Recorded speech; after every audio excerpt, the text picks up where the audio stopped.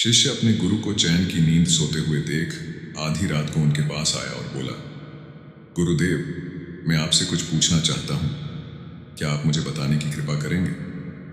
गुरुदेव उठे और बोले, हाँ बेशक पूछो, तुम क्या पूछना चाहते हो? मैं देख रहा हूँ कि तुम कुछ दिनों से काफी परेशान से लग रहे हो। उसने गुरुदेव से पूछा कि आपकी इस चिंता मुक्त जीवन और आपके चेहरे पर इस असीम शांति का राज क्या है। मैं जानना चाहता हूँ कि आप हमेशा खुश कैसे रहते हैं। क्या आपको कभी चिंता नहीं होती या आप कभी दुखी नहीं होते? आप ऐसे चिंता मुक्त कैसे सोते हैं? गुरुदेव ने बोला, अब मैं तुम्हें जो बता रहा हूँ तुम उसे ध्यान से सुनो, और यह चीज रात को सोने से पहले ठीक 5 मिनट के लिए तुम्हें करना है। उसने पूछा, गुरुदेव, आखिर रात को सोने से पहले ही क्यों और आखिर 5 मिनट तक ही क्यों करना है? गुरुदेव ने बोला, तुम मेरी बातों को ध्यान से सुनो, क्योंकि यह बातें तुम्हारी जिंदगी बदलने वाली है।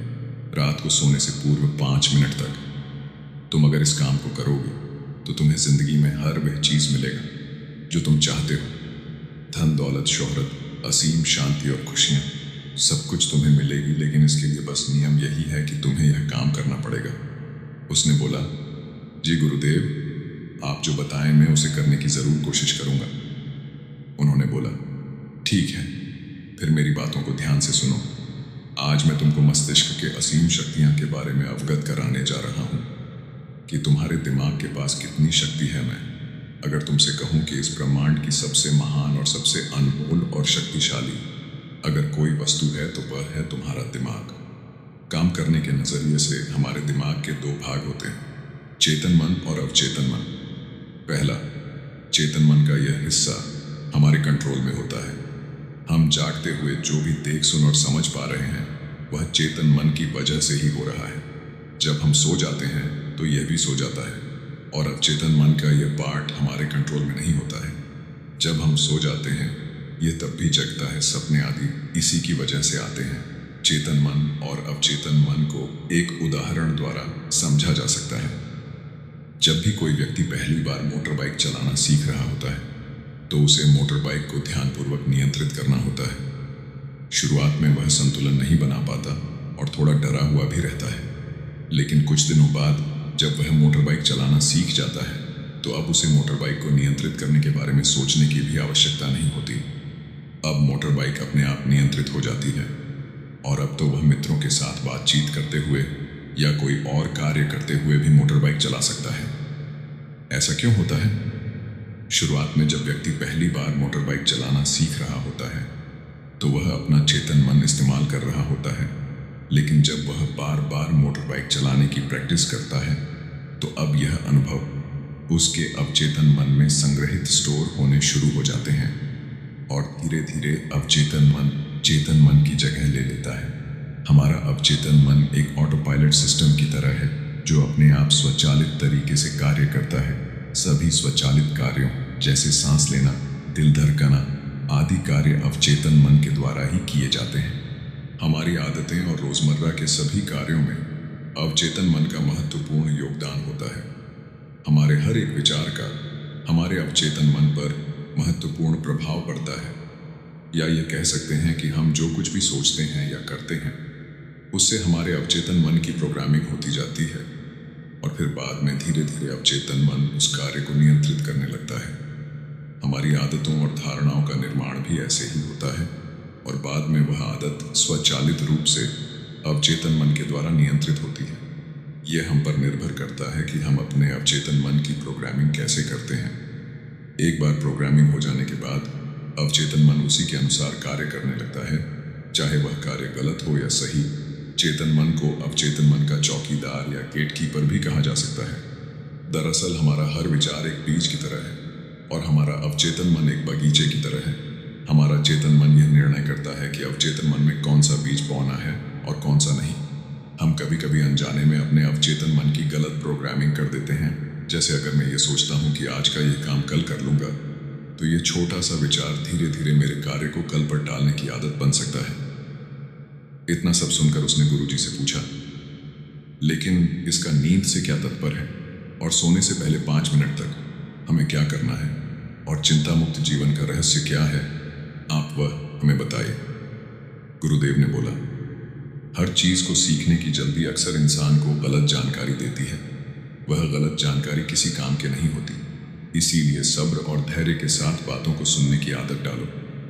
गुरुदेव ने बोला, क्या तुमको पता है कि चेतन मस्तिष्क हमारे ब्रेन पावर का सिर्फ 5% इस्तेमाल करता है? यही दूसरी तरफ आपकी फीलिंग और बिलीव सिस्टम, यादें, अनुभव और भी बहुत सारी चीज जो स्वतः चलती है, जैसे सांस लेना, पल के झुकना, हृदय की धड़कन महसूस करना, यह सभी चीज आपका अवचेतन मन कंट्रोल करता है। यह आपकी ब्रेन पावर का 95% इस्तेमाल करता है।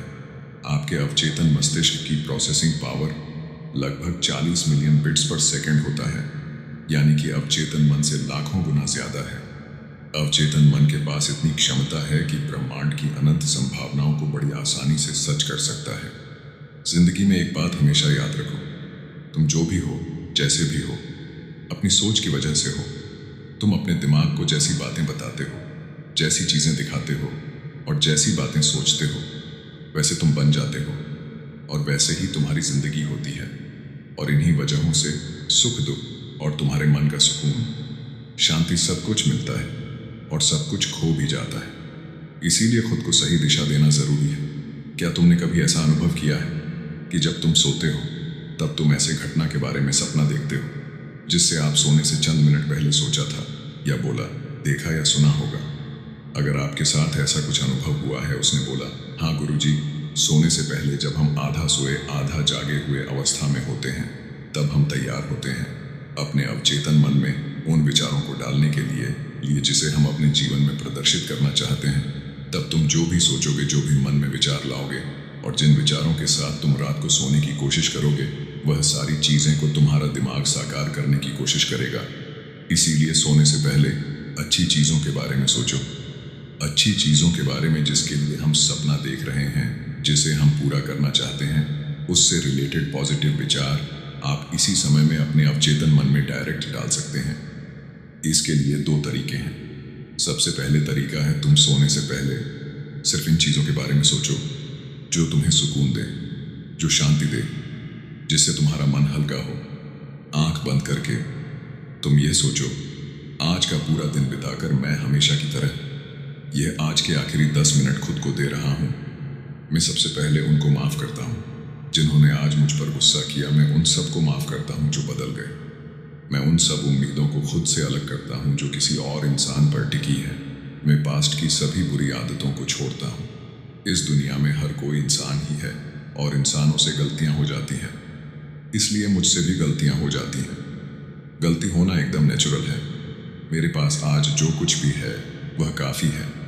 मैं हर दिन खुद के और करीब आता जा रहा हूँ। किसी की बुराई करना, किसी के बिहेवियर को जज करना, किसी के लाइफ को जज करना, खुद को या दूसरों को दोष देना, दुखी रहना या रोते रहना, ये आदतें मुझसे बहुत दूर है। हाँ, मैं ऐसा ही हूँ। मैं जानता हूँ कि किसी बुरी से बुरी चीज़ से भी मुझे क्या सीखना है। मैं आजकल अपनी मंजिल को पाने के लिए पूरे जीवन से मेहनत कर रहा हूँ। मुझे अपने आप में गर्व है। मैं वह सब करके दिखाता हूँ जो मैं करना चाहता हूँ। मैं अच्छा हूँ, सुंदर हूँ और सबसे ज़्यादा खुद पर विश्वास करता हूँ। मैं आज की गलती के लिए खुद को भी माफ़ करता हूँ। मैं अपनी सभी बुरे कामों के लिए भी खुद को माफ़ करता हूँ। मेरे पास आज जो कुछ भी है वह काफ़ी है। मैं हर दिन खुद के और करीब आता जा रहा हूँ। किसी की बुराई करना, किसी के बिहेवियर को जज करना, किसी के लाइफ को जज करना, खुद को या दूसरों को दोष देना, दुखी रहना या रोते रहना, यह आदतें मुझसे बहुत दूर है। हाँ, मैं ऐसा ही हूँ।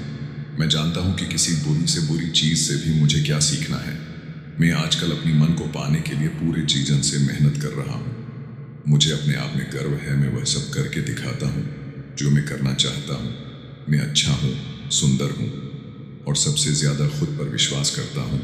मैं आज की गलतियों के लिए खुद को भी माफ़ करता हूँ। मैं अपनी सभी बुरे कामों के लिए भी खुद को माफ़ करता हूँ। मेरे घर वालों के साथ मेरा रिलेशन मजबूत है। मैं अपने गुस्से को इसी वक्त खुद से अलग करता हूँ। मैं हर तरह के डर को इसी वक्त खुद से अलग करता हूँ। मैं मानता हूँ कि आज के दिन से मुझे एक नई सीख मिली है। मैं समझता हूँ कि आज का दिन चला गया है, लेकिन मैं ठीक हूँ। मेरा शरीर स्वस्थ है। अंतिम में गुरुदेव ने बोला, अगर तुम रोज 5 मिनट तक यह बातें खुद को बताते हो तो हमारा दिमाग तुम्हें यकीन दिलाएगा कि जीवन में कितनी शांति है। अगर आप भी मेरी तरह भगवान बुद्ध को मानते हैं तो इस वीडियो को लाइक करें और ऐसी और प्रेरणादायक कहानी सुनने के लिए चैनल को सब्सक्राइब करके कमेंट में नमो बुद्धाय लिखना ना भूलें। धन्यवाद।